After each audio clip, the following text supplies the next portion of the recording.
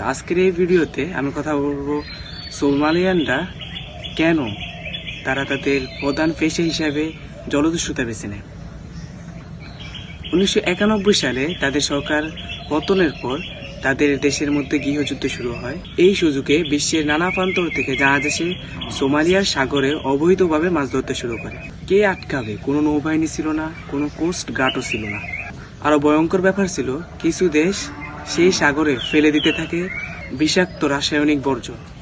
এর ফলে সোমালিয়ার উপকূলে হাজার হাজার কৃষক অসুস্থ হতে শুরু করে। এটা দেখে সেই উপকূলের জেলেরা তাদের হাতে অস্ত্র তুলে নেয়। তারা শুরু করে সাগরের প্রতিশোধ। তাদের লক্ষ্য ছিল একমাত্র বিদেশি জাহাজ।